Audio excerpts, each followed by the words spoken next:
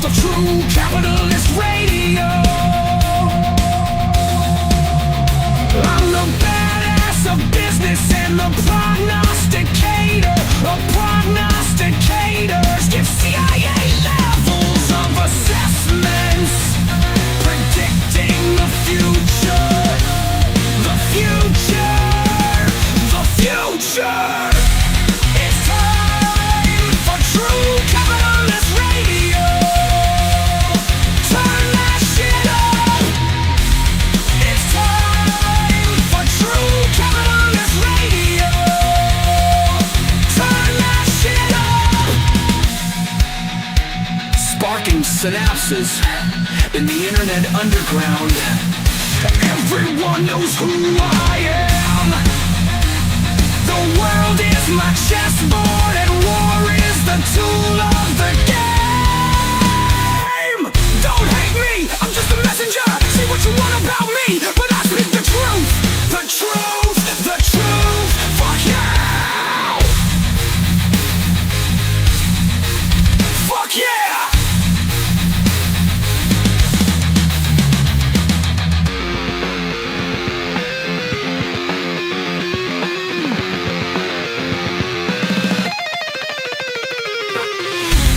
It's time for True Capitalist Radio.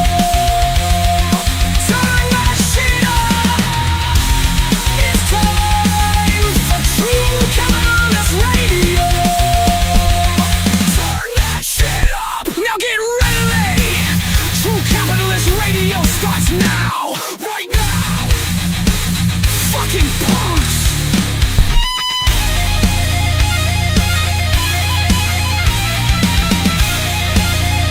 Fucking punks.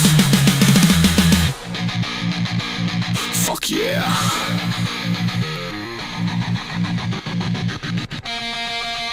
Fuck yeah.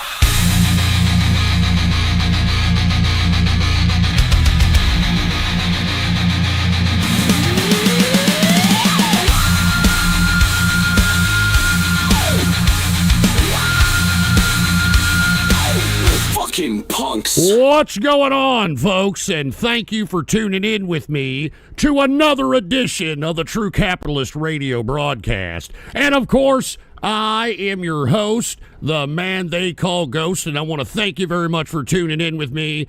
This is episode number 763, episode number 763 of the True Capitalist Radio broadcast, and I'd like to ask everybody to please spread this show across the internet and throughout the world, and let everybody you know, let them all know that the True Capitalist Radio broadcast is in effect and in the house, and we are going to start doing these broadcasts every Monday at about 5:30 p.m.-ish.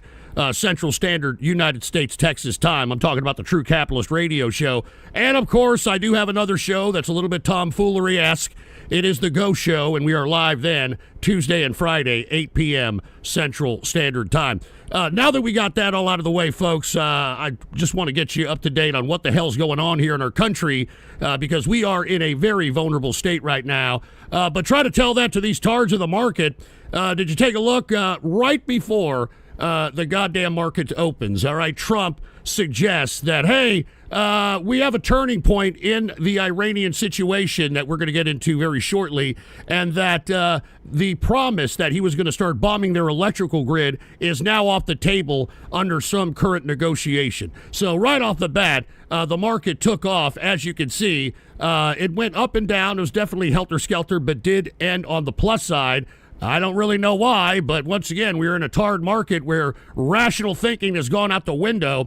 Dow Jones Industrial is up 1.38%, closing out the Dow at 46,208.47 points for the Dow Jones Industrial. We got the S&P 500 is also up 1.15%, closing out the S&P at 6,581 points for the S&P 500. And we've got the NASDAQ. It is also up today, 1.38%, closing out the NASDAQ at 21,946.76 points for the NASDAQ composite. Now, oil, let's go ahead and take a look at commodities here. As you can see, the energy prices dramatically fell when you the market heard the news that Trump is now backing away from striking the Iranian electrical grid and infrastructure, and there has to be, or at least according to Trump, there is some negotiation on the table, which we're going to get into later on in this broadcast. But once again, instantaneous reaction in the commodities markets, in the energy sector, but I wouldn't be so sure about this. I mean, if you take a look, even though you're seeing a dramatic decrease, you take a look at WTI sweet crude, which is the crude oil that we consume, it is down 9.37% on the day. Current price for WTI sweet crude oil is $89.02 per barrel of WTI sweet crude. Brent crude oil, which is the oil that is consumed by the rest of the world, it is down 10.60 points, or 60%, excuse me, closing out Brent crude, or at least current price for Brent crude, is $100.29 per barrel of Brent crude oil. Now, unfortunately, if you decided that you were going to play this odds and decided to go into an inverse ETF, hoping that the price would go down and your ETF will go up, that is not the case. If you've done that, there's a lot of folks in the inner circle that attempted to do this. They saw no reflective gain, even though you saw these massive decreases in the market. And it's because I think that, well, so I'm getting a little ahead of myself here. The CEO of Chevron suggested that it's not priced in. The Strait of Hormuz, the Iran war, the disruption in the supply chain is not really priced into the current price, and we could see a $160 barrel of WTI sweet crude. All right? So that right there is an indicator that those that trade commodities know that this is a flash dip, unless there's some serious dialogue between the United States and Iran ending this conflict and having the Strait of Hormuz back online again on the supply chain on the global scale. Now, with that being said, we can see across the board energy is decreased dramatically because of the so-called negotiations that Trump has. Now let's get to the metals, shall we? The metals! Let's get to the goddamn metals. Now, folks, I'm sure everybody's asking, what the fuck is happening in metals? Well, folks, as I've stated, there are so many factors for inflation. Aside from inflation itself, the tariffs have caused a dramatic increase in prices. Moreover, the government is continuously spending money. We're approaching, $40 trillion and continuing. And all these factors are the reason why gold and silver are attractive.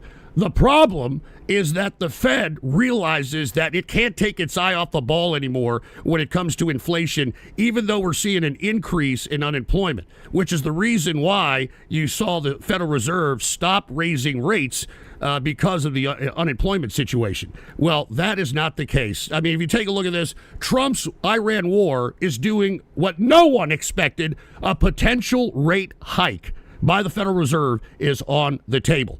So if you're asking yourself, Ghost, what the hell happened in gold and the silver markets and the metals, this is it right here.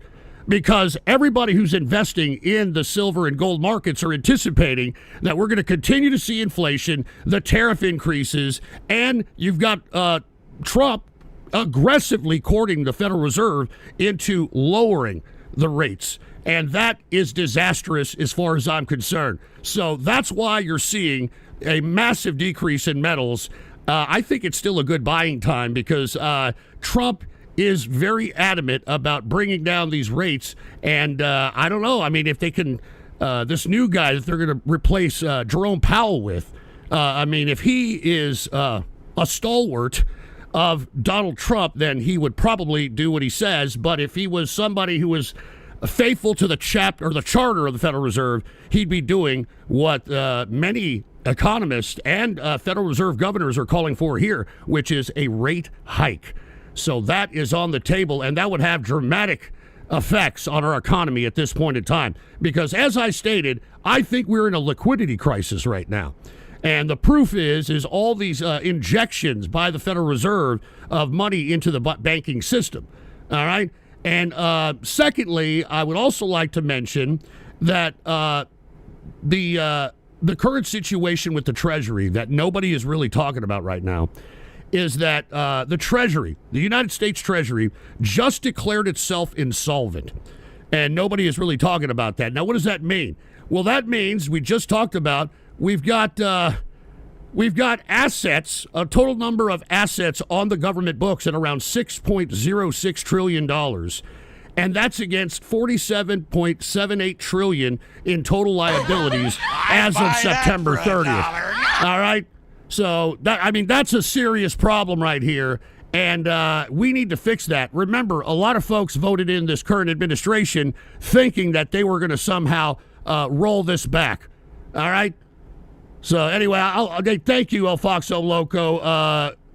Cheers to you, and we'll talk about the Landon stuff at the end of the broadcast, all right? And by the way, go Landon on Fish Tank.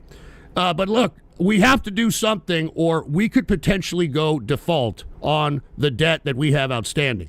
Now, I've said this many times, but I'll say it again. If we go default, all right, as opposed to us worrying about whether or not we're going to have a height increase as it pertains to any money we borrow from the bank, on the contrary, if we have a debt default, our money in the bank, all right, is going to be charged interest for having it in there, okay? Let me repeat that one more again. It's called reversed interest rates, in which everybody who holds money in the bank is charged interest on a compound rate in order for us to pay off debts that we owe to the bondholders. I mean, everybody always asks, who the hell do we owe all this debt to? To bondholders. All right? So we don't want to get to that point. Europe got to that point. Greece, back in, I believe it was 2009, 2010, and that was a fucking fiasco. All right, yeah, negative interest rate, not reverse interest rate. Sorry about. Thank you, Butthole Pizza, by the way, in the chat. Negative interest rates is what we're going to be getting into. And I don't think anybody likes that probability of you paying interest, all of us paying interest, because our money is in the bank. So we're in some serious trouble. And look, nobody really has any solutions on how to, kind of solve this debt crisis. Well, let me propose, because everybody's always saying, Ghost, you always say this is bad, that's bad. How are you going to save it? Why don't you give us some ideas, Ghost? Well, this is one idea that I think that everybody, at least the regular everyday Joe six-pack, will agree. I think that we need a tax, okay? Now, look, we can't just say, okay, we're going to tax this and then not have the tax defined on where those revenues are going to go. You see, every time the government raises taxes, it's just general. It's not necessarily dedicated or written in the law to go to a specific policy or a specific program. I propose that we have a tax on every transaction that is conducted on every fucking market. I'm talking the stock market, crypto market, commodities market, and I'm not talking about a huge tax. I'm talking about maybe a couple of cents, maybe 3 cents, maybe 5 cents at the most on every transaction, okay? And in the law, when we propose this tax, we funnel that tax into paying off the principal of the debt, okay? Because that's all we have to start doing right now so that the debt doesn't seem insolvent, okay? All right, that's really, in my personal opinion, one option of being able to pay off this debt. Now, I know people are saying, oh, Ghost, why do that? Well, because Wall Street's making all the fucking money. Wall Street's making all the fucking money, man. Take a look at the fucking financial sector and take a look at how many billions of dollars, how many tens of billions of dollars these Wall Street firms are making each quarter. Each quarter. All right? And look, the reason we have to do this is out of necessity. We can no longer neglect this debt. We can't do it. We've got to come up with a solution. And that taxed Wall Street transaction can't go to anything else but the principal. Because if we start paying the principal of the debt, this fear of us going insolvent goes away completely. Because right now, folks, the current taxes that we generate from personal and corporate income taxes barely pays the interest on this debt. Barely pays the interest. So this is the real reason why Trump proposed the tariffs. It wasn't necessarily to what he sold you people that, oh, yeah, we're going to get rid of the IRS. We're going to raise tariffs. Tariffs are going to be the taxation. Bullshit. He used tariffs as a means to generate more income in order to pay on the principal of this debt. That's all it is. All right? The tariffs are not going to fucking take away the IRS. All right? The tariffs aren't going to do anything other than to supplement the fucking government income from personal and corporate income taxes to pay the interest. I mean, good God, I tried to tell you all this back in 24. Nobody fucking listened. All right? So there you go. There you go right there. And Johnny Blue, what's up? Cheers to you. Thank you very much for the Buy Me a Coffee, and same with El Foxo Loco. And I'll check that link on the Ghost Show tomorrow, El Foxo. All right, cheers to you, man. All right, I also want to acknowledge some Rumble rants. Old man Frank, of course, talking trash, claiming I'm scamming him or some shit. We got Hitler Freedom Army of Ghost. I'm not reading that fucking Rumble rant. What do you fucking talk Hitler Army? And then Kits does a flip. Are you going to talk about the Jewish OnlyFans? We're going to talk about that later, okay? Kits does a flip. Stop getting ahead of me. You always get ahead of me on these shows with these Rumble rants, man. And Hitler Freedom Army of Ghost, I'll invest in Fred's Fish Fry to hedge inflation. Thank you very much, all right? Anyway, let's go ahead and get back to what we were discussing. We're discussing a little bit of the markets, talking about, a rate hike on the table, discussing how we're going to pay down this debt. Treasury just declared itself insolvent. I mean, liquidity crisis. The liquidity crisis is so bad. Let me give you an example of how bad the liquidity crisis is. It's so bad that some idiot, I don't know if y'all read about this, tried to rob 6 banks in one day. You know how much he took when he finally got caught? $605. All right? $605.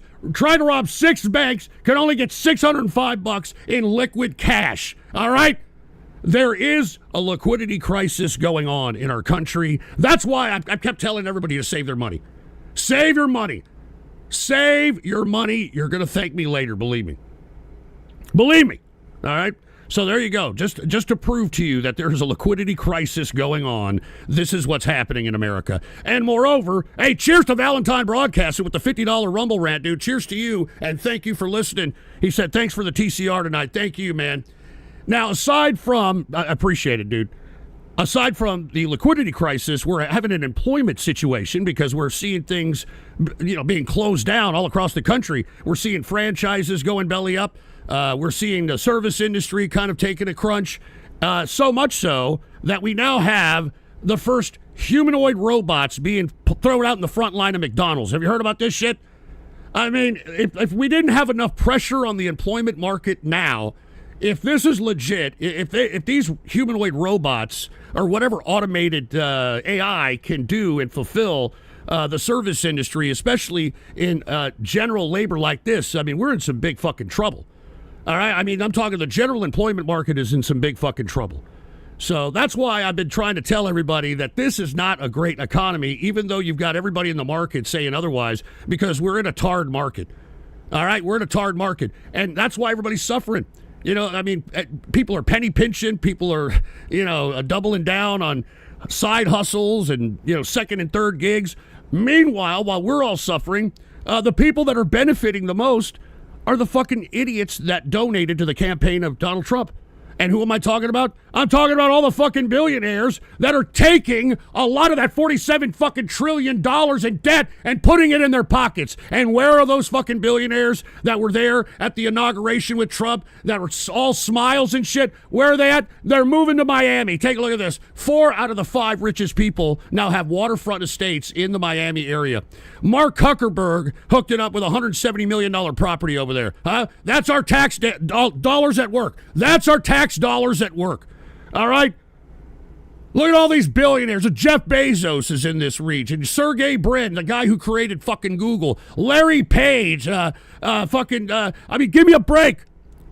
And I know many of you people will think that I sound a little on the left side here when I suggest that maybe, just maybe, the United States people, since this is a government made for the people and by the people, should be a little bit more concerned about these assholes. And maybe, just maybe, the United States should, I don't think we should tax these guys. I think that the money we give them, in order for us, our tax dollars, Mr. and Mrs. Joe Sixpack's tax dollars, to pay for their research and development, I think that part of the means of the techno production and all the other fucking billionaire companies that are fucking taking money out of the taxpayer dime, I mean, don't the American people own at least half of that? Don't the American people own at least half of that shit? How the fuck are these guys able to just take money out of the tax dollars, out of the tax system, and put it in their pocket? Put it in their pocket, and then what? Buy $170 million properties while everybody's fucking suffering? Let me tell you something. I mean, this is a gross disproportionate of money allocation, of wealth allocation that I have seen in my lifetime. All right? The worst money allocation, wealth allocation. All right? Our tax dollars are being given to these billionaires that don't need it to begin with. They don't need it to begin with. And they have the audacity to sit here and buy $170 million properties and pretend that, this fucking half-ass tech that they have to sell us and they're shoving ads in our face and all this other shit is somehow the future. Let me tell you something right now. I think that we are just, as American people, to start demanding that we start seeing some of our return our investment from these pieces of shit. All right, the Zuckerbergs, the fucking Elon Musks, all these fucking people that are getting filthy rich off of our tax dollar, of our tax dime. All right, we should have some say-so about how much is ours and how much is theirs. All right, because somebody needs to figure out how the fuck we're going to pay this debt. Because if we don't, we're all in serious shit. These fuckers can go skip out and go live in another country somewhere. All right? So I'm just simply stating, if you're a fucking self-made person and you're a billionaire, you don't take a fucking dime out of the tax dollar or out of the tax system, I'm not talking about you. I'm talking about every one of these billionaire cocksuckers that are taking billions of dollars off of our government dole, putting it in their pocket and funding their research and development. All right, we're entitled to some of that. I hope to hear some fucking candidates in the political realm start talking like this. All right, because if we don't, then America's finished. I mean, we're on our way down that path anyway.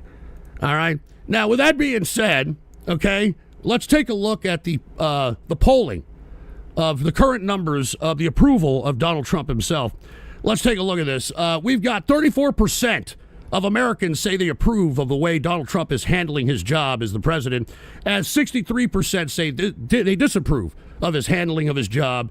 And I think that's pretty concise. Now, because the current administration is taking the propaganda pages out of North Korea, the White House has the audacity here recently to post that 95% of MAGA is fully on board with the war in Iran, and they're using communist-like propaganda tactics in order to justify whether it's ill intent or incompetence, whatever it is. All right, but they have the audacity to do this.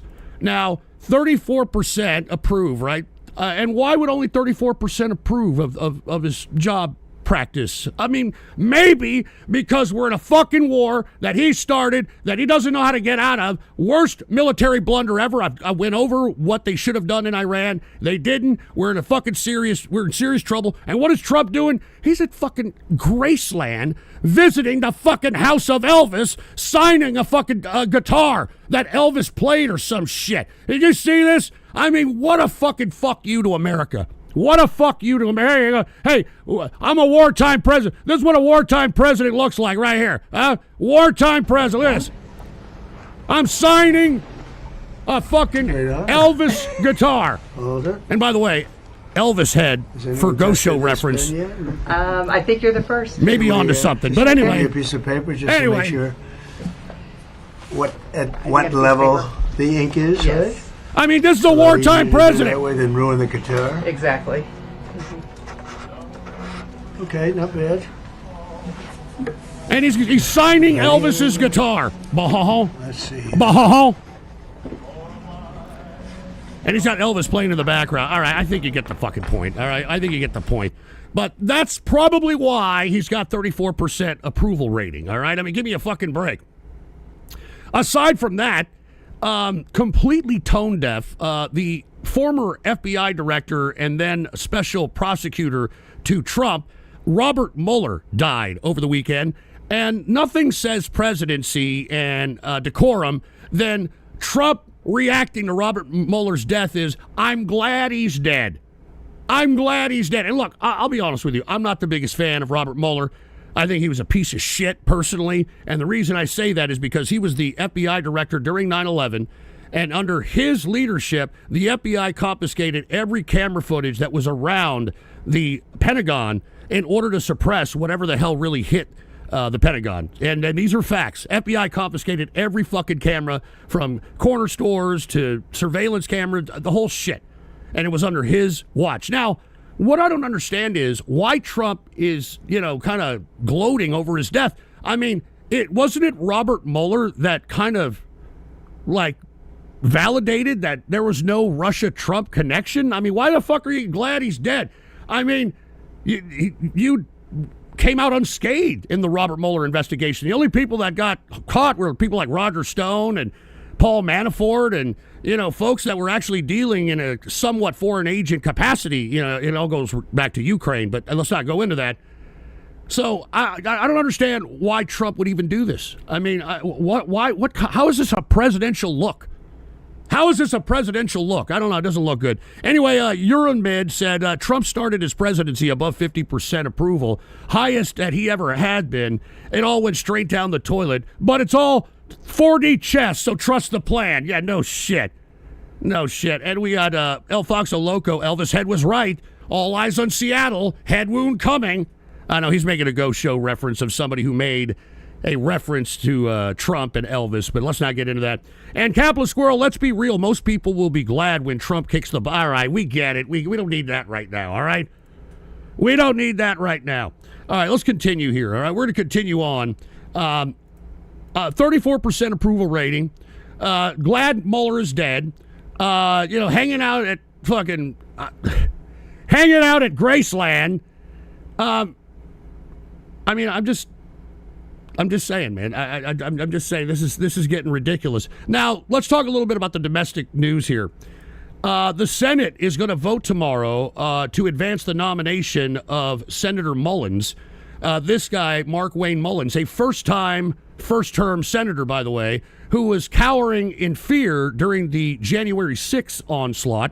But now he is headed to potentially lead the Department of Homeland Security following the exit of cosplay Barbie Kristi Noem because of her $200 million ad campaign that she basically gave to herself or friends of hers or something. At least that's what was implied during the testimony between her and Senator Kennedy.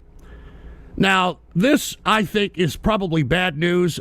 This guy is an arrogant loudmouth, and putting this guy in charge of things like ICE and the assets that are under the umbrella of DHS is not good. All right. I mean, I'm not joking around. This is not. It's like giving a key to the bar to an alcoholic, if you want my personal opinion. But we shall see. I don't know what he's going to do. Let's hope he does a better job than cosplay Barbie for the sake of the country, for Christ's sake. And speaking of ICE, did you hear that because we are at an impasse between the administration and Congress as it relates to paying, or I should say funding, the Department of Homeland Security? We are seeing massive lines to check into an airplane all across the country, and it is really getting on the nerves of Americans. And, of course, the Republicans are blaming on the Democrats because they aren't voting to continue to fund the TSA, which falls under the umbrella of the DHS. So what did Trump do to piss off America and everybody else, which is what he likes to do? He has now deployed ICE officers, all right, to TSA checkpoints, all right? Now, look, I'm not saying that this is a bad idea, okay? I just hope they don't kill anybody, all right? Because we definitely need more security at airports. I think that you have these guys present, probably less likely of any kind of a terrorist attack, or at least it'll put another factor in the planning of one. But I just hope that most of these guys, no offense to the ICE agents, I guess you're just doing your job or whatever, but most of them look like this. They're fat, bearded bubbas that look like, they're playing, soldier all day. I'm just saying, I hope that they're there to secure the airports and don't kill anybody. I'm serious, especially Americans, because it's the only fucking people that ICE has killed is American people, even though they were supposed to be the remedy of deportations. You know what I'm saying?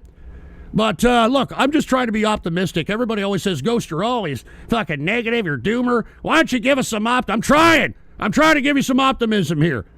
All right? Now, look, going back to Mullins potentially being the head of Department of Homeland Security, the reason I don't have very much faith in Mullins is because a lot of the people that Trump has nominated to positions of power in this government have been fucking total nut jobs. How these people got the job, I have no idea. Did you hear about this guy that's in charge of FEMA? This fucking Greg Phillips guy? He said something very interesting recently. Did you hear about this? Trump chief disaster relief claims he was teleported to a Waffle House. You just got to go with the ride. Now, according to this guy, which looks like he's probably dropped one too many tabs of acid, if you want my personal opinion, claims that he was on his way to a Waffle House and in some capacity got beamed up like Scotty and teleported to a Waffle House 50 miles away in a matter of minutes. Okay? So this guy is in charge of disaster relief if by some chance your area is, hit up by an earthquake or a fucking hurricane or a flood. This is the guy that's going to be in charge of this. Some guy who believes that he teleported to a Waffle House. And by the way, if you're going to teleport, why the fuck you want to go to a Waffle House? Of all places to teleport. All right? I mean, put me in fucking, teleport me to Luciana Bainon's bedroom or some shit. I'm joking. It's a joke. I'm just simply stating, why would you even say this? Oh, God. Anyway, let's continue. This is our government, folks. All right, this is our fucking government. And speaking of governments, all right, the chief of the counterterrorism division of one of our major intelligence agencies resigned over the weekend. Joe Kent, okay? And why did he resign as Trump counterterrorism chief? Now, according to Joe Kent, he has now become very vocal, lest we forget that this guy is a veteran. All right, so right now you've got the MAGA chattering class trying to suggest that he's a Democrat, he's a rhino, or whatever the fucking case they're trying to make. This guy is a decorated war hero, and the reason that he gave for resigning as the counterterrorism chief is because he believes Israel is dictating the foreign policy when it comes to the war in Iran. And according to him, and this is the counterterrorism chief that was appointed by Trump, there was no imminent threat to the United States from Iran. And of course there wasn't. Of course there wasn't. Look, I was for the war in Iran because I wanted to liberate the Iranian people. That should have been the objective. That should have been the objective. Instead, it seems, I really don't know what the objective is at this point in time. Dismantling their missile capabilities. We haven't been able to do that, and as each day goes by, they get more and more emboldened. So maybe Joe Kent is onto something, that the Israel lobby is really dictating our foreign policy at this point in time. And I think it's really ballsy of this guy to not only resign as the counterterrorism chief, but to come out publicly and say these things publicly. And you know that he's telling the truth when you've got the MAGA chattering class doing everything they can to try to tear this guy down. So this is why Joe Kent is a very big deal. Now, another thing they're trying to say, that Joe Kent is the source of a lot of what Candace Owen is propagating on her podcasts about Erica Kirk and that sort of thing. So a big MAGA infighting once again relating to a lot of these mouthpieces trying to still hold water for Trump, while many of them are crossing the line and saying, hey, Trump's not in charge. Israel is dictating our foreign policy. Well, somebody's dictating it, because it certainly ain't going very good. All right? It's certainly not going to be very good. Take a look at this. Let's go ahead and talk a little bit about foreign policy. There will be no post-presidential peace for Donald Trump. The president and his allies will face impeachments, lawsuits, and maybe even the Hague. Now, why? Because, folks, we are no longer a war effort when it comes to this Iran conflict. Okay? There's no objective. And look, the title of this show is Trump finally listening to Ghost? Did Trump take Ghost's advice? And let me tell you why I think this is the case. The administration is floundering around trying to figure out how to get out of this thing and not make it look like we lost. And I had tweeted him, what was it? A day before, I think the morning, day before yesterday. And I tweeted at him the following. I said, Donald Trump needs to define the objective of the Iran war and make it about taking out the theocratic arm of the regime's authority, which has already been done. Mission accomplished. Okay? And that's what I said should have been done in the beginning. I think we should have done that in January.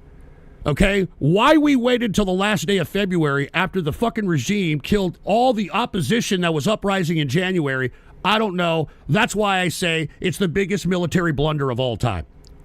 I mean, right now, Trump can say, look, we've eliminated the Ayatollah, mission accomplished. Now, what Trump needs to do is tell the remaining authority, the remaining Iranian authority, parliament and other institutions therein, that we will pull back if they don't bring back an Ayatollah or any other theocratic authority and allow the Iranian people to participate in the political process, which can easily be done with a snap election given their parliamentary institutions. And I said that the former Iranian President Rouhani has publicly called for such an overhaul that I mentioned previous in 2025. This puts the optics back in the United States' court, and it gives a small opening for a diplomatic solution to end this conflict. I hope Trump seriously considers this because this is a mess, and we look like the aggressors to most in the world. Now, not even 12 hours later, all right? Not even 12 hours later, Trump tweets out this shit in his Truth Social shit. Here it is. And it says, and I'd say, it seems like he took my advice. I am pleased to report that the United States of America and the country of Iran have had, over the last 2 days, very good and productive conversations regarding a complete and total resolution of our hostilities in the Middle East. Based on the tenor and the tone and of these in-depth and detailed and constructive conversations, which, by the way, spelled wrong, by the way, will continue throughout the week, I have instructed the Department of War to postpone I'd buy that for a to dollar. postpone any and all military strikes against Iran nuclear power plants and energy infrastructure for a 5-day period, subject to the success of the ongoing meeting and discussions. Thank you for your attention on this matter. Now, the reason this is happening is because I believe that Trump or somebody is taking my suggestion and rolling with it. And I believe it's Marco Rubio. I believe Marco Rubio is now complete and total control over this foreign policy at this point. All right. Now, look, right when this was said, the foreign minister comes out and says, hey, there's no talks with Washington, accuses the U.S. president of buying time amid ongoing regional de-escalation efforts. I'll tell you this, and this is what I said on the tweet. My intel suggests that this foreign minister of Iran is using this war as an opportunity to take control of the country. The U.S. is currently talking with the president of Iran and his authority. Now, not only is the U.S. talking directly with Iran, in the previous tweet, when I talked about this guy who was the former president, Rouhani. I'd buy that for a dollar. President Rouhani is a reformist. And he said publicly back in 25 that we need to have some kind of reform in the government. Reform in the government. And that's who we're talking to, in my personal opinion. Because Trump is coming out and saying, we're not negotiating with that fake supreme leader, the Ayatollah's son or some shit. We're not negotiating with them. So who is he negotiating with? He's got to be negotiating with the two reformists that are currently respected within the bureaucratic system of Iran. All right? Now, one of them, as I said, is Rouhani. Let me introduce you to this dude because he was once the president before the current president right now. Take a look at this. He was banned from running for re-election because he said publicly that there needs to be reform done to the Iranian political system. See this? Iran bars Hassan Rouhani from seeking re-election. And the reason is because he publicly came out and said that there needs to be some kind of people representation in the parliament of government. We, as the United States, Rubio, State Department, we are talking to these people All right, we're talking to him, and we're talking to the current president, who was also a reformist himself. All right, let me show you that. This is the guy that was elected last year. This dude.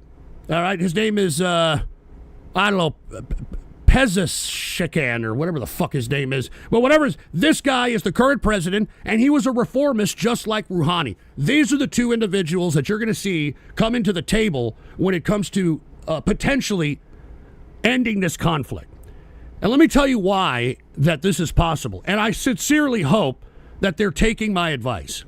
Because if these two key figures come out on top, because it's obvious we're not going to completely dismantle the fucking institutions and the system of the Iranian government. So what you have to do is you have to pull in key figures that are going to attempt to reform, who have wanted reform, okay? Who have wanted reform, and have them be the leaders of this reform so that they can look like heroes to their people. And they can claim that they won, that they pushed back the United States, yet we brought in the people and the political process. We're not bringing back an Ayatollah. So I think this is what's happening here, and we shall see if, I think it's Marco Rubio that's behind all this and his people. I mean, just to prove to you that it's Marco Rubio now in charge, did you see him early this morning? Trump was on his way to Marine One to go, I guess, to fucking Graceland or some shit, and look who's literally right by his side. I've never seen this until today. I mean, he usually has, that stupid, dumb, bicycle seat face bitch that, is a press secretary. He usually has Hegseth. He usually has Lutnick. I've never seen Marco like this. That's because he's in charge of the foreign policy. Well, look, we can have dialogue, but I don't want to do a ceasefire. You don't do a ceasefire when you're literally obliterating the... Now, this is PR by Trump saying, we're not a ceasefire, we're obliterating him, that sort of thing. Marco Rubio is now in charge of the foreign policy.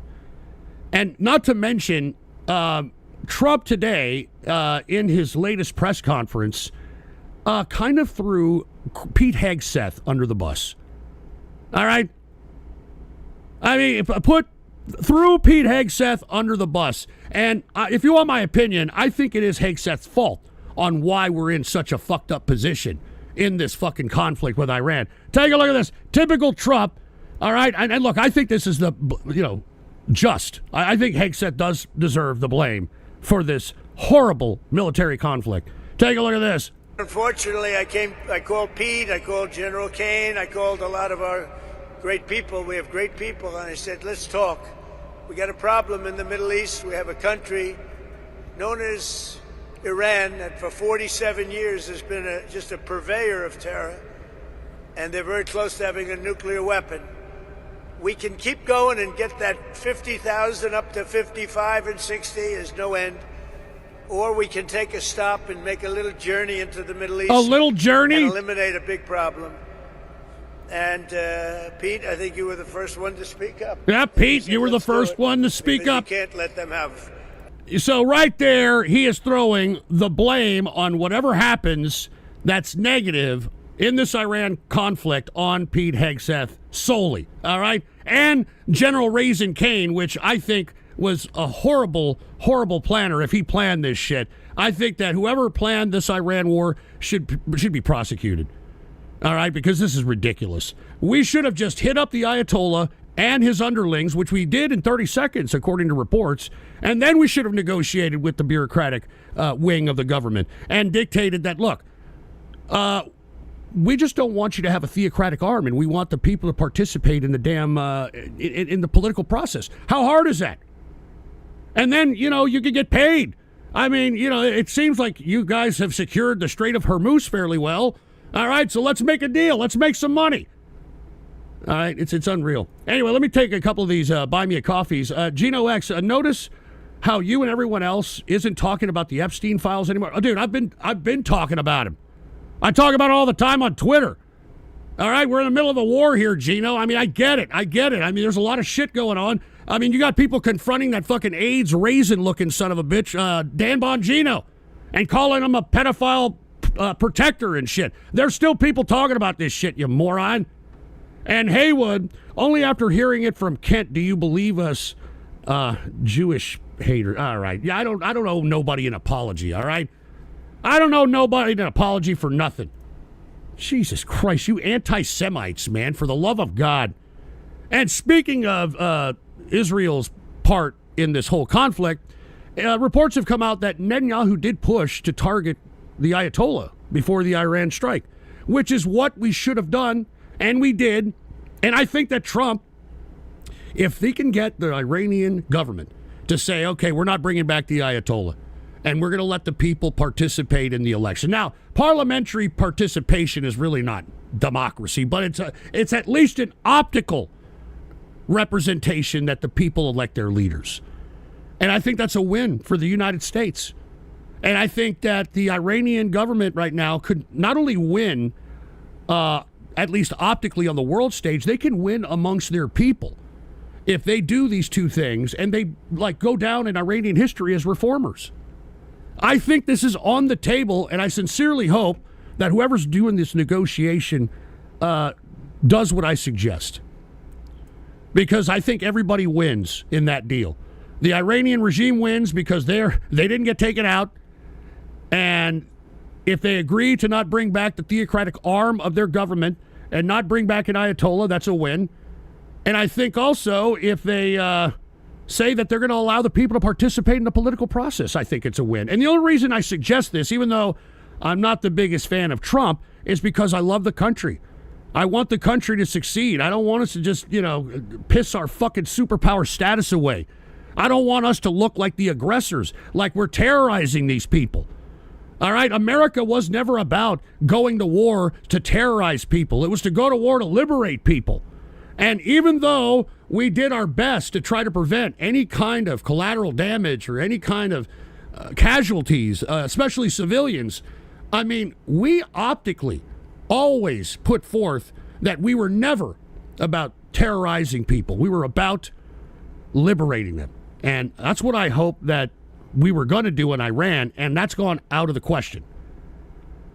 Anyway, Devious Dave, Trump is in talks with Phil Leotardo, the true Shah of Iran. Very funny Sopranos reference, dude. All right, cheers to you. And let us continue. All right, we're still on Iran here because there's a lot of things to talk about. The reason I think that what I suggested, that we may be in the kind of negotiations that I suggested to Trump, is this is a very interesting thing that happened over the weekend.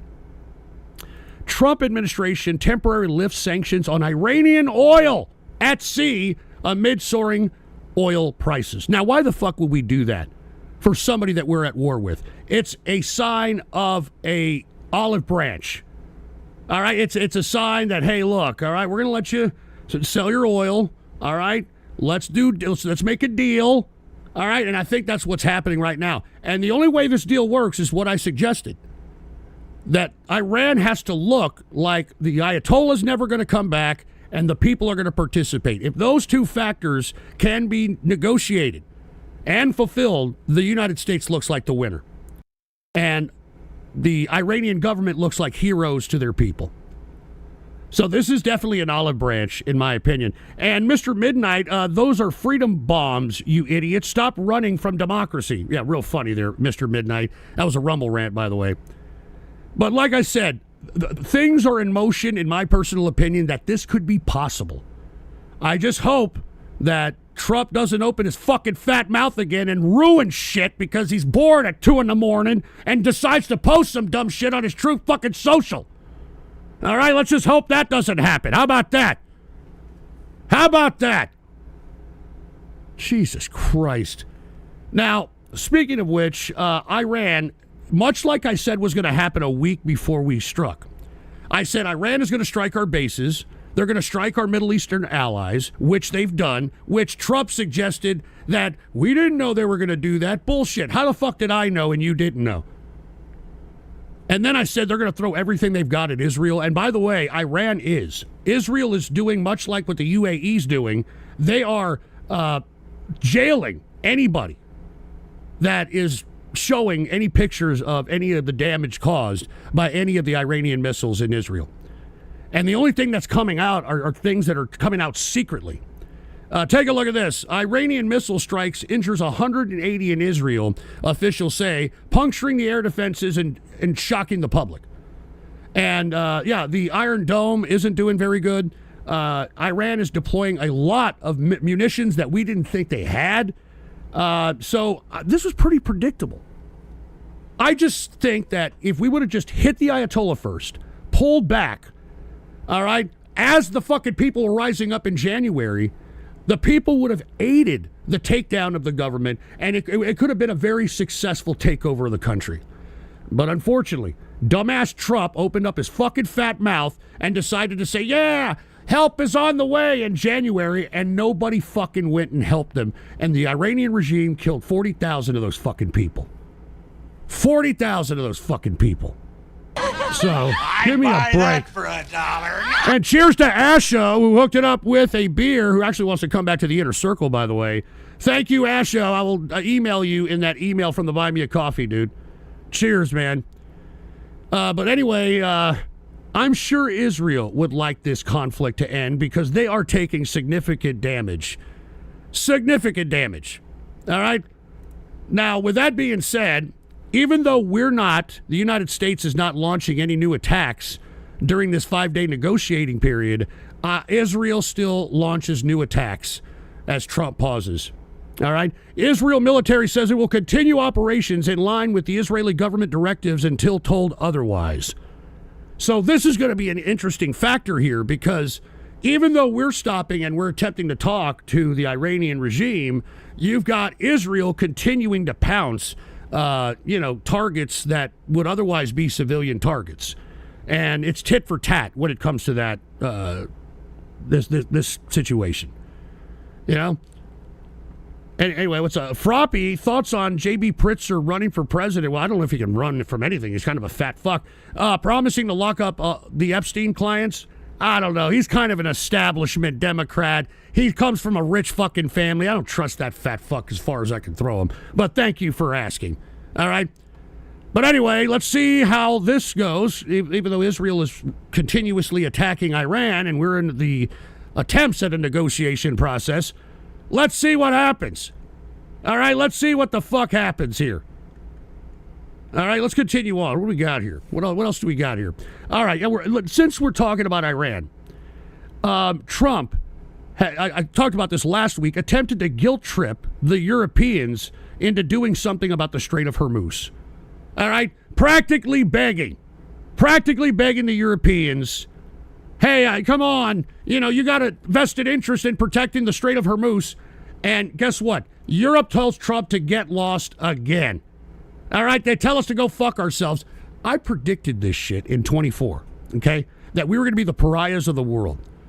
That's why I tweeted at Trump and saying, look, you moron, you can still squeeze out a win if you do what the fuck I say. All right, which we just went over. All right, and believe it or not, the optics will be in our court. As a matter of fact, if the Iranians suggest that they are open to the idea of the people participating in their political process, that would win kudos with Europe and maybe get us into their decent graces once again. All right, because look, regardless of what you think about Europe, I mean, we need allies. I mean, I think that this conflict shows how important allies really are. Even if we are secretly not on the same page or secretly don't want the same outcomes. I mean, it's very important to have allies. So Trump, given the cold shoulder by Europe, So, the Europeans, they're not in very good shape right now either, okay? As a matter of fact, while the United States is showing off its aggression and showing off that, the free world aggression, I don't know what the fuck you want to call this, the Europeans are now turning more socialist. Did you see about this shit? They had municipal elections in France, and guess what? France is socialist, hold on to power in major cities, an election boost for the mainstream. So you got France turning outright socialist because of all this mess. And why is that? Because, let's be honest, Angela Merkel and, the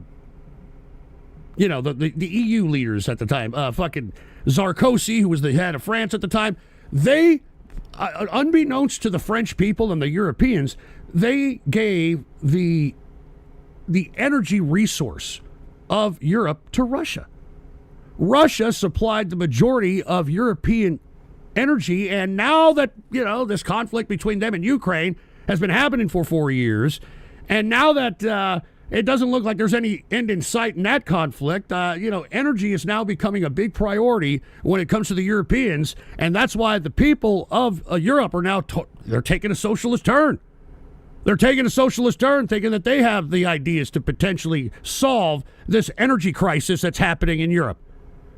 And it's not just France. I mean, did you hear about that resting bitch face spaghetti-eating broad Maloney in fucking Italy? Take a look at this. Resting bitch face Maloney admits defeat as Italians reject judicial reform in major referendum. Now, what was the reform? Well, she wanted to separate and actually provide two different entities between judges and prosecutors, as opposed to being under the same umbrella, like how we have a Department of Defense. They wanted to separate, and it was completely rejected by a referendum vote, and basically kind of makes her a lame duck leader. As a matter of fact, under the parliamentary decorum, she should be stepping down after this defeat, and she refuses to step down. So, resting bitch face, even though she tried to claim that she was some hard-nosed right-winger, anti-immigrant, whatever the fuck these Italians fucking celebrated about this broad, complete nothing burger. She's done nothing for Italy except, I don't know, made Italy look like a resting bitch face group of spaghetti-eating fucking people. That's basically all it's done. All right? So that's what's happening in Europe right now. So that's why the Europeans don't necessarily have, the enthusiasm to help with the Strait of Hormuz situation. And on top of which, take a look at this. They've got this to worry about. A hybrid threat signals assessing possible Iranian involvement in recent attacks in Europe. So even though you've got the possibility of Iranian attacks in America, they're actually going to happen more in Europe, because Europe is very close to Iran. So now they've got that situation, and if we start seeing more of these attacks by Iran in this situation, we could possibly see them come into the mix. But we shall see. All right? We shall see. And hey, what's going on, Count Binface? Hey, long time no see. Glad to see you're well, mate. Your mention earlier about the theological regime being taken, I don't think they can manage it. After all, it appears even you Yanks don't think you can. What are you fucking talking about? Hold on, you left me a link. What is this? I hope it's pertaining to the subject matter. But anyway, thank you, Count Binface. Let me see what this is really fast. All right, what is this? Put the PC shot on. It says U.S. security officials no longer believe it's likely that the campaign against Iran successfully overthrows the theocratic regime. I disagree with this. I completely disagree with this. Obviously, this is the Washington Post, so you got to take the fact that they have a certain angle, all right? But I don't think this is the case. I think that the theocratic wing is damaged. They have a cardboard cutout they're bringing out as the new Ayatollah. The new Ayatollah is supposed to be the son of the old Ayatollah, and according to reports, he's disfigured and mangled and possibly in a coma. So I don't think so. I think we took out most of the clerical hierarchy, the elders. The only thing that's still available and still around right now in Iran are old gas bags that are bureaucrats from the 1979 revolution and political new blood. So I absolutely think what I suggested earlier is possible. I absolutely believe it's possible. But once again, watch out for the threats of Iranian involvement in recent attacks in Europe. So, Europe's got a lot on their plate right now. So, the fact that they're going to, attempt to do anything is laughable. And speaking of which, did you hear about this attack on the Diego Garza, which is a base out in the middle of the Indian Ocean? Now, according to reports, there was missiles fired from Iran, supposedly, that reached this area in the Indian Ocean, basically, it's like 25 kilometers or 25 kilometers, which is way beyond the reach that our intelligence said that Iran was capable of as it pertains to their ballistic missile technology. Now, with that being said, there's reports coming out that it was actually a false flag attack. And Iran denies the claim that it fired missiles at the Diego Garcia, and reports are coming out that it may have been Israeli submarine. All right? So if this is true, I think this is bad news for Israel if this is true. All right? This is USS Liberty shit here. You know what I'm saying? So I hope this is not true, but reports are suggesting that it may be true. And this is why you had Trump back away from Israel here over the weekend, denouncing the attacks on certain oil refineries and certain oil fields in Iran made by Israel. All right, so we are having a rift between this administration now and Israel. Let's see what happens, all right? Let's see what happens. All right, but that's the alleged false flag. And then the reports are suggesting that it may, it may be. All right. Anyway, let's continue here. Let's talk a little bit about Ukraine, because that conflict is still going on. Ukraine Zelensky urges allies to pressure Russia ahead of U.S. talks. Now, look, I'll be honest with you. I don't know what Trump is doing in this conflict. Sometimes he's looking as if he's helping Zelensky. Then many other times it looks like he's sucking the schlong head of Vladimir Putin. So I have no idea what the foreign policy is here with this conflict. But in my personal opinion, I still think that we should be backing up Ukraine here, because they were the ones invaded upon, even though Trump is trying to persuade Zelensky to admit defeat and sign an agreement with Russia. And the reason I say that is because, look, the whole reason why the Biden administration under Antony Blinken aided Ukraine is to deplete Russia of manpower, economy, etc. And I think we're doing just that. The problem is that this current war in Iran has now put a cash cow on Russia as it pertains to their oil being able to compensate for the disruption in the supply chain due to the Strait of Hormuz and the Middle Eastern countries. All right? Now, with that being said, Ukraine is now taking a shot deeper into Russia. All right? Now that the conflict in Iran is going the way it's going, you've got other conflicts across the world that I'm going to talk about here. You've got Ukraine deep striking into Russia and making the Russians feel the war. Now, this is obviously a major escalation, and it seems as if this war is going to continue, and I'm not too sure if Russia is going to continue to be the dominant one in this particular conflict at this point in time. All right? So with that being said, this takes a whole new dynamic. Now they're going straight into the borders of Russia. All right? And like I said about the Russian economy, it is something that is worth noting. All right? I mean, take a look at this. All right? Russia's war economy risks self-destruction.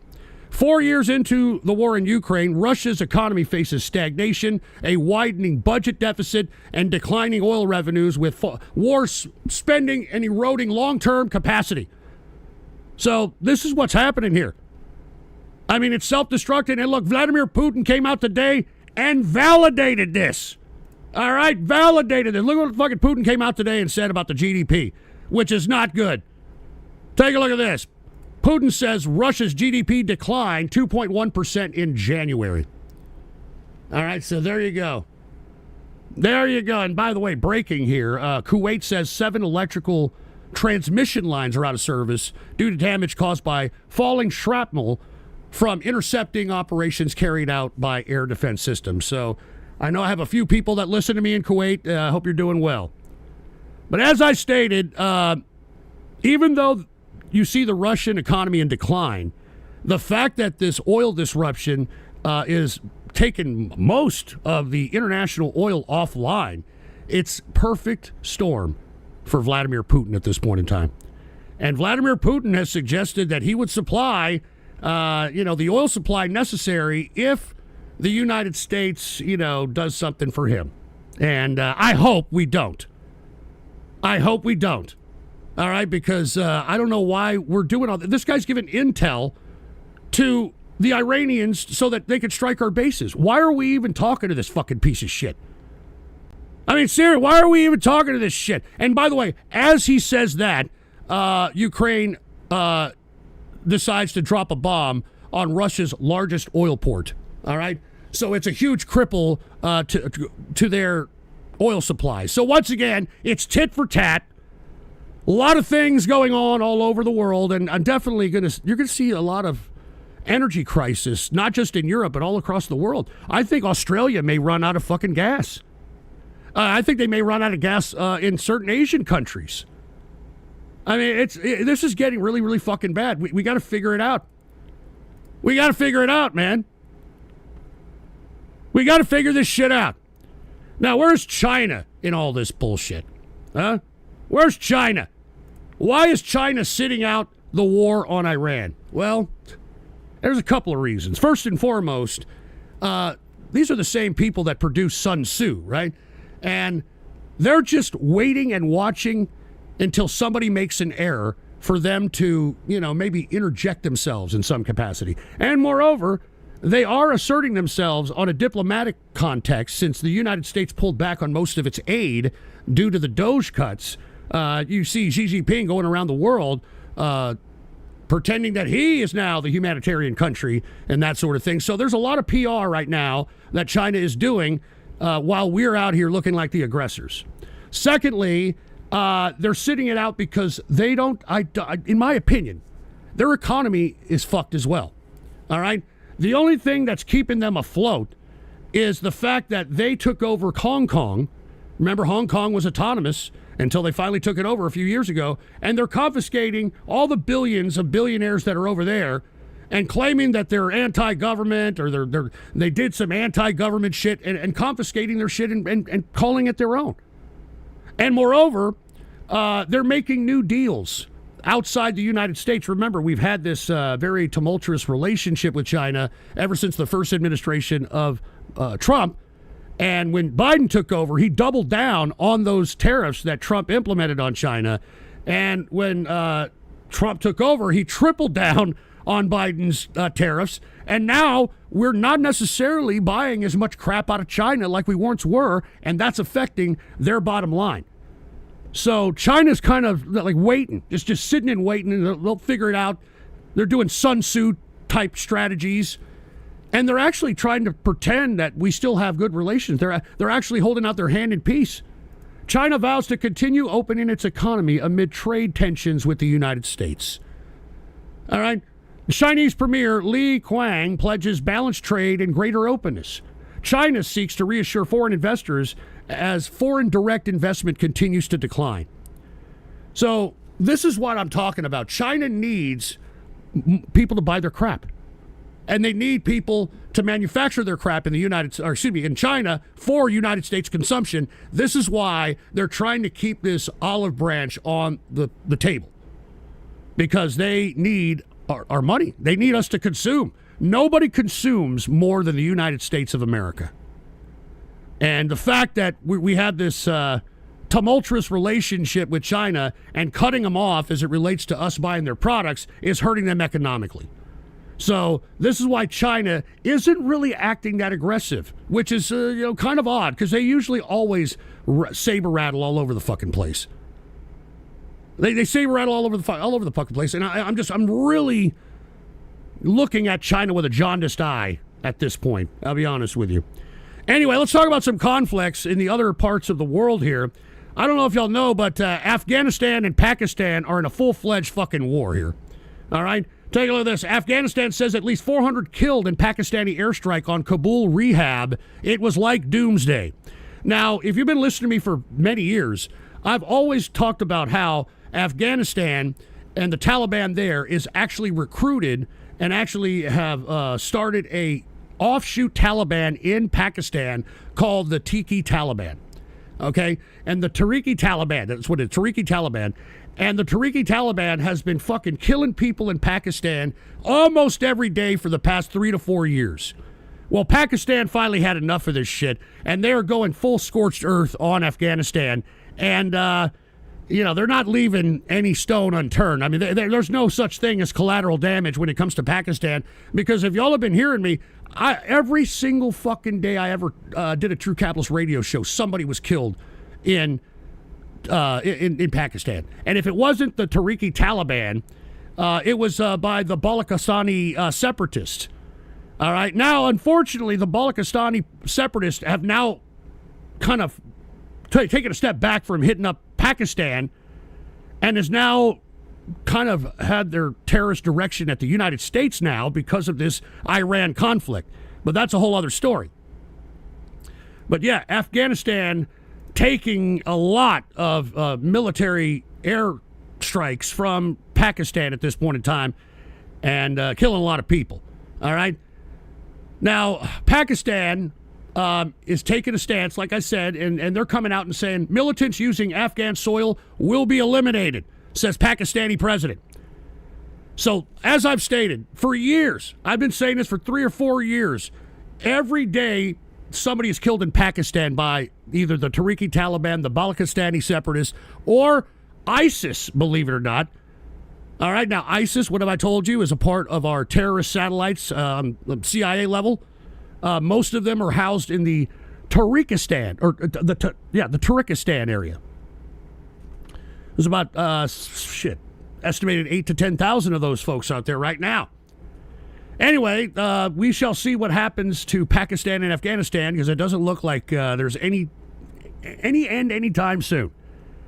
Now, another civil war that's happening right now in the Sudan, which I've talked about for many years, and the reason it's kind of heating up right now is because there's a secret proxy war going on in Sudan between the Saudi Arabians and the United Arab Emirates.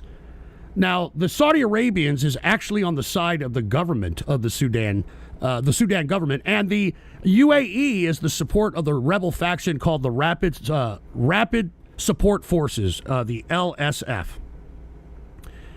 And unfortunately, the people of the Sudan are caught in the middle, and people are dying thousands by the day because of this unfortunate civil war that's being used by oil-rich Arab countries, and I think it's pretty devastating.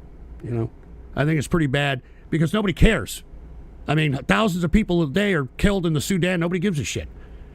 And what Sudan says to me is that even though the Arab countries appear to be allies, they really aren't allies.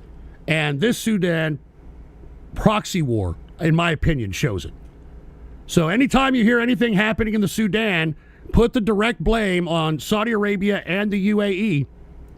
This is where we're at. All right. Now, you want to continue to talk about wars? Wars everywhere. Let's talk, since we're in Africa, let's talk a little bit about Africa. Y'all know that I've been covering the Burkina Faso, Mali, and Niger area. And why is that? Because Al-Qaeda. All right, Al-Qaeda is in this region. And the reason is because the Mali government, which is ran by some African militant, all right, kicked out the United States out of the country, okay, and have brought in Russian forces from Wagner, which was the former private military of Prigozhin, in an attempt to kind of solidify the government there and to protect their assets. And what is in Mali and Burkina Faso? Well, there's fucking oil, there's there's rare earths, that sort of thing. And miraculously, ever since the United States left, Al-Qaeda has come up out of nowhere. All right? Al-Qaeda has come up out of nowhere. And now this whole region is running the risk of destabilization because of the Al-Qaeda faction that is now engulfing the whole fucking area. So keep your eye on this region right here, because that government in Mali, even though, a lot of people look up to that, black militant or that African militant, he wears the fucking beret, he's got the military fatigues on and shit. I forgot what his fucking name is. But his government runs the risk of being overthrown because of the overwhelming forces of Al-Qaeda and other like factions of Salafist Sunni Muslim factions. All right. Anyway, we're going to continue on. You know, the world is in disorder out here. The world is in disorder. Anyway, look, I'm kind of beat, man. I got to do the Ghost show tomorrow. All right, which is my, tomfoolery show. So if you're expecting any seriousness out of there, probably not going to happen. But let's go ahead and get to the totally useless news segment. All right, so we can end on this here. All right, and I'm probably going to have to do a 10-fucking-hour show tomorrow.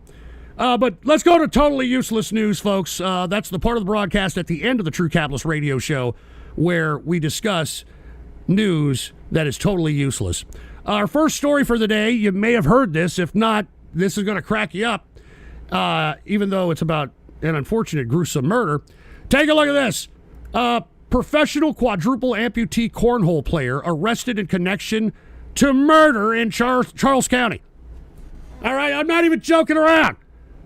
And look, this quadriplegic, this is a picture. They're able to hold a gun.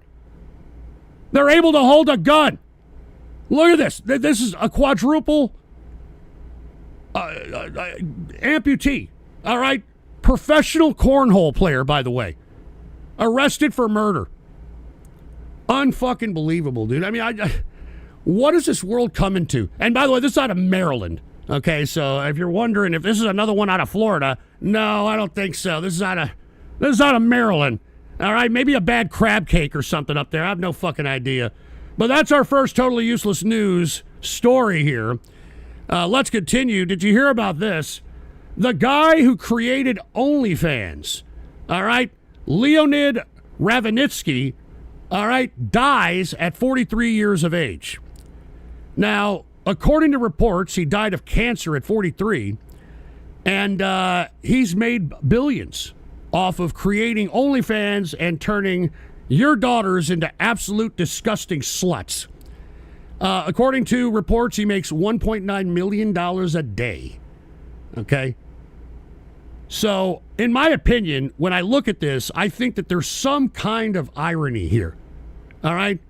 I mean, the same thing like this happened to the guy who created World Star. Remember that? World Star. Same thing happened to that dude. Died. I don't even think he hit 40. He may have been like 40, maybe about 43 or some shit. So I think there's some irony here in which, okay, you can make billions off of completely demoralizing a people. But fate, all right, has other plans. Karma has other plans, all right?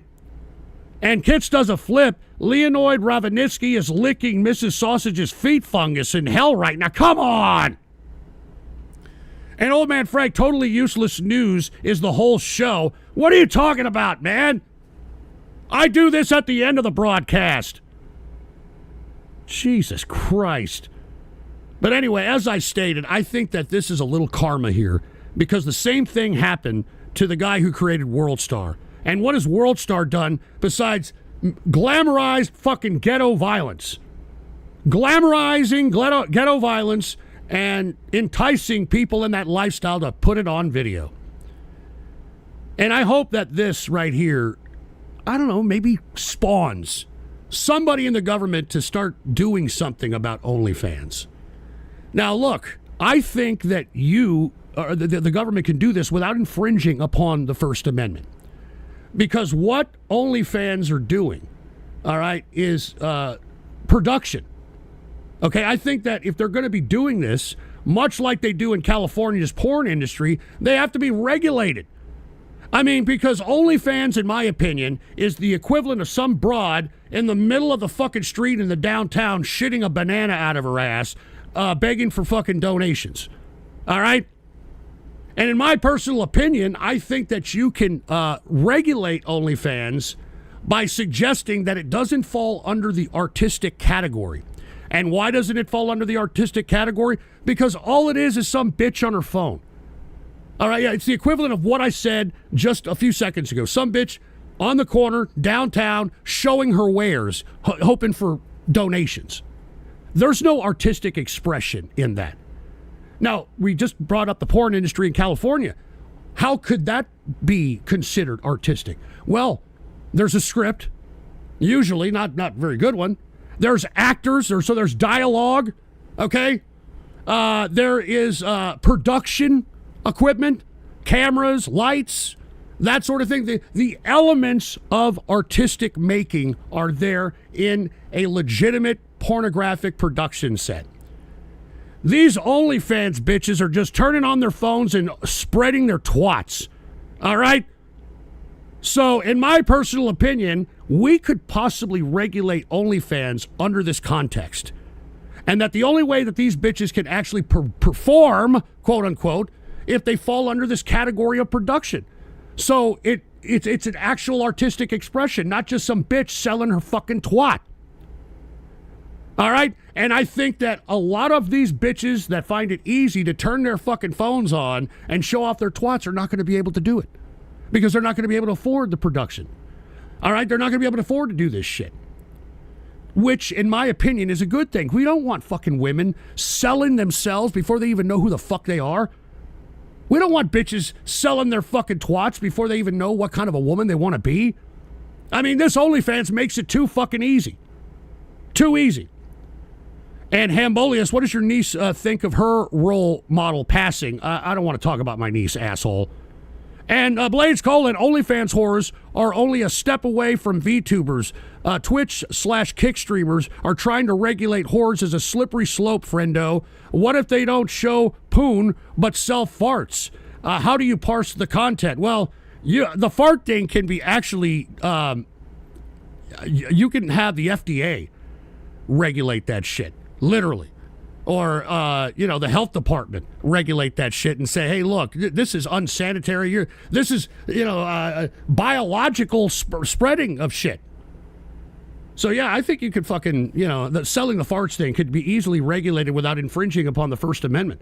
And like I said, regulating OnlyFans is not infringing upon the First Amendment. I mean, these OnlyFans bitches, if they want to do it, that for $1. if they want to do porn, they got to, find the elements. There needs to be defined elements in the legislation, that there has to be a script, there has to be dialogue, and there has to be elements of actual production to justify pornographic artistic expression. And Haywood, isn't that you on the Go Show shitting bananas? Fuck you, Haywood, all right? Fuck you, man. All right, this is why I want to fucking end this show. I'm over here trying to give you guys CIA levels of assessments out here. I'm trying to provide actual solutions for American society, and you people don't care. As long as you have your fucking enemy to wax your carrot to, as long as you have your fucking OnlyFans bitches to fan your nuts to, that's all you people care about. So give me a fucking break. But I definitely believe that we could regulate. We could regulate OnlyFans. We can do it. We can absolutely do it. All right. Let's continue here. What else do I have? Anything? Yeah. Oh, so speaking of farts, did you hear about this? We fart twice as much as previously thought. Scientists discover from new, quote, smart underwear. I mean, are you fucking kidding me? I'm sick and tired of AI in everything. Now they're in my fucking sack and my ass. Is that it? I mean, now you got AI figuring out how many fucking times I pass gas, for Christ's sake. Who gives a shit? I mean, I'm tired of this AI shit. Leave me alone. Stop analyzing everything in my fucking life. All right? Stop analyzing my gas. Jesus Christ, we fart twice as much as previously thought. I mean, who gives a shit? I guess if you got big nostrils, you probably give a shit. You probably smell it, even the silent but deadly ones. Oh, my God. Well, I don't know if this is a good thing, a bad thing. I mean, I don't even know what to say to this other than, this. All right, so read them and weep. All right. I'm kind of tired of this shit. I'm going to get the hell out. No, I got one more story. All right?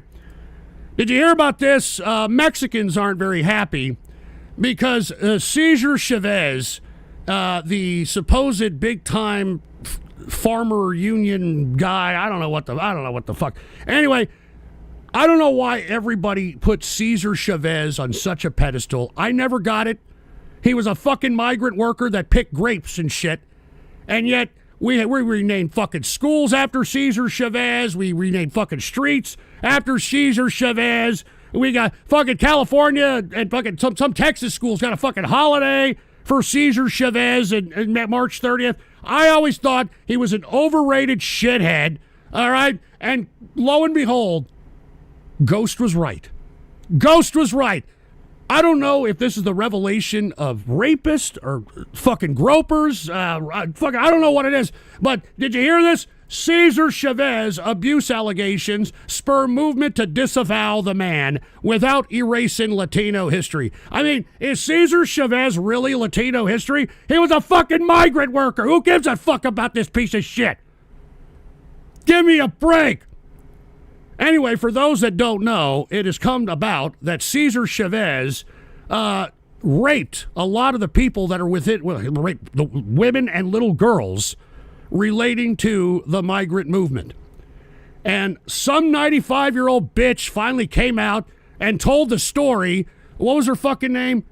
Some 95-year-old fucking broad came out and finally told the story. Why did it take 95 years for this bitch to finally come out? Yeah, Delia Garcia. How come it took 95? She's 95 years old, and she finally came out and said, yeah, it's Cesar Chavez. He gave me in my culo. He raped me in my culo. Whatever the fuck she said. All right, why the fuck did she keep? Why are we pissed off at this bitch for keeping her fucking mouth shut all this fucking time? All right, let me tell you something. Out here in San Antonio, like a decade ago or some shit, they changed the name of Durango Street in downtown, which is a major fucking street in downtown San Antonio, to Cesar Chavez Street. I am now demanding that the fucking city of San Antonio take that fucking sign down right the fuck right now. All right? I am demanding that the city of San Antonio take that Cesar Chavez shit down right the fuck right now and change it to GhostPolitics Street. All right? I'm demanding. That's in order, San Antonio. All right? Take that Cesar Chavez shit down and make it GhostPolitics Street. Fucking piece of trash out here. Fucking putting the fucking rapist on a pedestal over here. And you've got the fucking Hispanics community over here trying to have a couple of burritos, figuring out who are they going to bilk next? Who is the big Latino fucking poster boy next? Are you fucking kidding me? Give me a fucking break, man. Give me a fucking break. Fuck Cesar Chavez and everybody who backed up this fucking rapist piece of shit. Everybody who cried loud that they were a Cesar Chavez supporter should all be humiliated. All right? You should all be chewing on rubber tortillas. All of you. I hope you choke on your guacamole, you fucking pieces of shit. I always knew that Cesar Chavez was a fucking bunch of trash. But every time I said it, I was some racist bastard. I was racist. Well, he who laughs last, laughs loudest, buddy. All right? Jesus Christ, Cesar Chavez. Get that piece of shit off my fucking screen. All right? Jesus Christ. Anyway, look. I'm going to go ahead and wind it down now. Okay? I'm going to wind it down now. I am doing a ghost show tomorrow, for all those that are wondering. All right? Ghost show tomorrow, 8 p.m. Central Standard Time, every Tuesday and Friday. If you know, it's not a serious show, so if you're here for the serious stuff, you're not gonna find it too much on there. But we go all night long. We party, do a bunch of stuff. And El Foxo, remember, we need some Landon coverage. Our man inside needs us, and that's right. As a matter of fact, there's a ghost show fan for many years. I'd buy that for many years. Named Barry Blackberry, who is now using his real name on the independent reality show, a reality game show, I guess you could call it, Fish Tank, which has gone very viral on the internet. And he's actually in that competition, and he's actually hoping to win $50,000. And I just want to remind everybody that Barry Blackberry, a.k.a. Landon, was 2024 Capitalist of the Year, Ghosty Awards. All right? Capitalist of the Year, Ghosty Awards. And the reason was because if people follow the Ghost Show, I was very hard on Barry Blackberry because I said he didn't do anything. I said, go out and get a job. I fucking hounded him. I hounded him. And then when he finally got a job, all of a sudden his life changed. All of a sudden, he started having friends in IRL. All of a sudden, he wasn't gaming as much. All of a sudden, he didn't come around the Ghost Show as much because he got himself a fucking life. And look, if you're going to take anything from the connection of Barry Blackberry to yours truly, take the fact that he took charge of his life. Instead of immersing himself in video games and internet bullshit, he finally stepped outside, got a job, and became independently financially independent. Okay? And from that first step, from being independent financially, getting a job, he had other ambitions. You know, your mind ends up opening up a little bit, and he decided to try his shot at becoming a contestant on this independent reality game show called Fish Tank. And I just want to show you that that can be you. I mean, I'm not necessarily going on Fish Tank, but if you find yourself that you're in a rut, you're living with parents, you don't have no way of getting out, you know, you don't know what to do, just go out and get a job. It doesn't matter what it fucking is. You know what Landon's job was? He was a janitor. Doesn't matter what fucking job it is, as long as you're getting paid to do it and you can independently pay for yourself.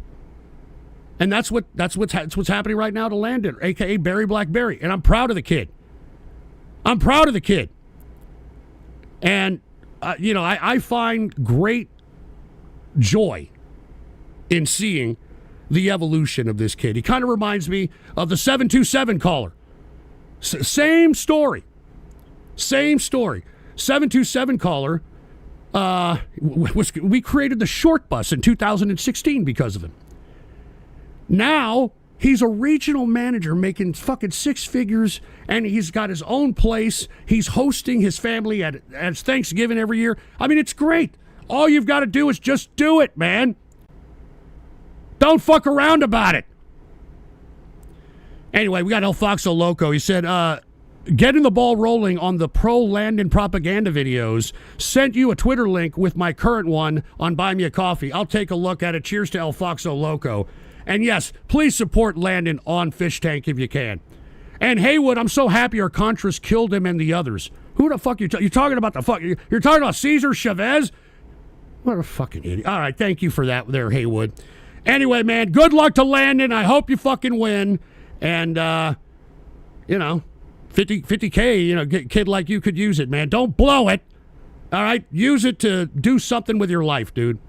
Anyway, I'm going to get out of here. Once again, this is the True Capitalist Radio Show. We conduct the True Capitalist Radio every Monday at around 5:30-ish p.m. Central Standard United States, Texas time. And, of course, we've got the Ghost Show, which is a tomfoolery show that yours truly does from 8 p.m. Tuesday and Friday until whenever. Sometimes it's 6 in the morning. I mean, who the fuck knows, man? Anyway, I want to say thank you all. Thank you all to everybody out here who is listening to the broadcast. I want to say cheers, baby, cheers. And if you're going to tune in to us tomorrow on The Ghost Show, don't donate any stupid fucking videos, all right? For fuck's sake. I've already got 3 or 4 pre-donos, so let me go ahead and acknowledge those, okay? I've got someone who hooked it up with a $35 7-beer dono, and not the someone who does the Purio, all right? This is another one. We got BN King. Cheers to BN King. We're going to take a look at yours tomorrow. Blades Colon hooked it up with a couple as well, and that's the lineup of what's to watch as far as videos are concerned on The Ghost Show, all right? Anyway, I want to appreciate each and every one of you for listening to this broadcast. I know it's very serious, and sometimes the material I present is a little overwhelming, but with a government made for the people and by the people, I think it's very important that you folks have at least somewhat of a breast of what's going on, no pun intended, because if you don't, we're going to end up in the same situation that we're in currently. You have to keep up to date with what's going on around you in the world, and if you don't know how to do it, then just listen to this fucking broadcast every Monday at about 5:30 p.m.-ish. All right? Until next time, I'm out of here. Woo!